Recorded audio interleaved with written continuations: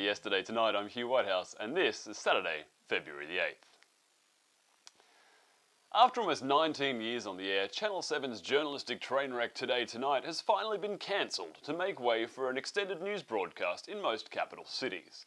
Fans who'll miss Today Tonight's signature brand of racist, homophobic reporting are being told, "Go fuck yourself, you human garbage. I can't believe that your vote counts the same as mine in this goddamn democracy." Fans who'll miss Today Tonight's signature brand of magazine reporting will be happy to know it's not going away. Instead, it's being integrated alongside traditional reporting in the extended hour-long broadcast in what those in the industry call the news.com.au model.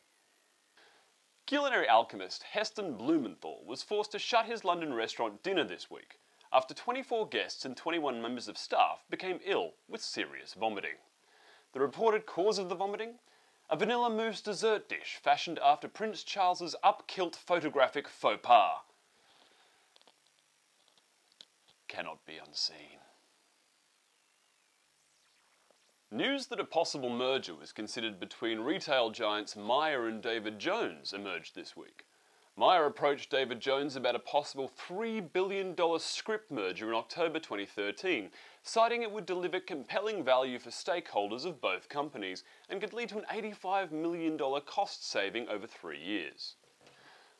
While the merger hasn't gone ahead at this point, it hasn't stopped Myer from getting drunk and calling David Jones late at night, just to talk. Or flicking through David Jones' Instagram feed to see what it's been up to and... Wait, are you getting ice cream with JB Hi-Fi? That was when you told me you were sick and you couldn't come to my parents' house for dinner. What?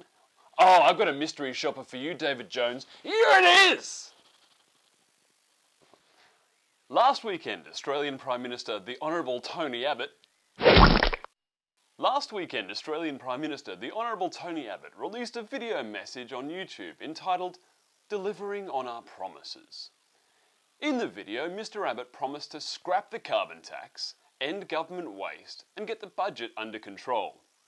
However, claims the government had made big progress on border protection, with December being the first month since 2009 Australia had gone without the arrival of a single illegal boat, drew the ire of YouTube commentators, who flagged the video as deceptive content.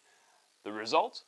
Both the video and Tony Abbott's account were temporarily suspended from YouTube.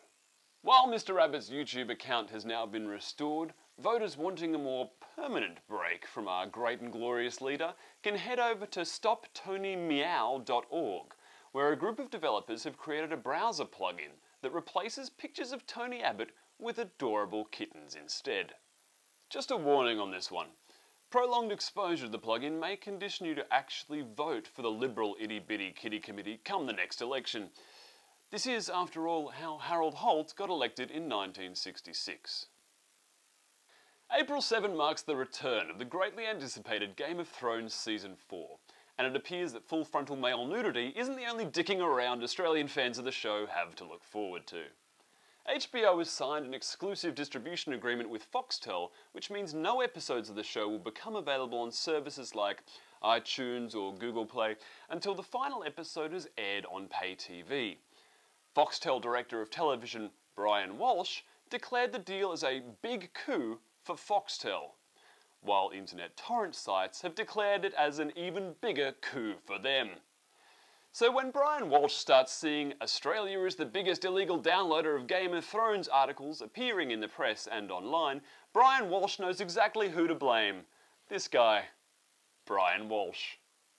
In international news now, and a 50-year-old Italian man has been arrested and charged with animal abuse after he admitted to adopting and eating 15 cats over a 2-year period. I'm not sure how Italian cunnilingus is normally performed, but I'm pretty sure he's doing it wrong. When confronted by members of the Italian Animal Welfare Association, the man was reportedly confused and asked if his actions were against the law. If convicted, the Italian faces up to 12 months in jail for animal abuse, followed by a consecutive life sentence for making Mrs. Slocum's head explode. In Scotland this week, a bill to legalise gay marriage has passed with an overwhelming majority. Because, come on, have you seen Scottish women? The bill now makes Scotland the 17th country to recognise same-sex marriage, and Scottish Health Secretary Alex Neil said that it was right that same-sex couples should be able to freely express their love and commitment to each other through getting married, and that marriage is about love, and that has always been the heart of the issue. So congratulations to our Scottish brethren. Who would have thought that a country where drunk men in dresses throw logs around for fun would be more socially progressive than Australia? Until next week, I'm Hugh Whitehouse, and I herded a spiffy whoop tool. Check out Real Man's Guide online or follow us on Twitter for daily updates. It's an anagram. I herded a spiffy whip tool.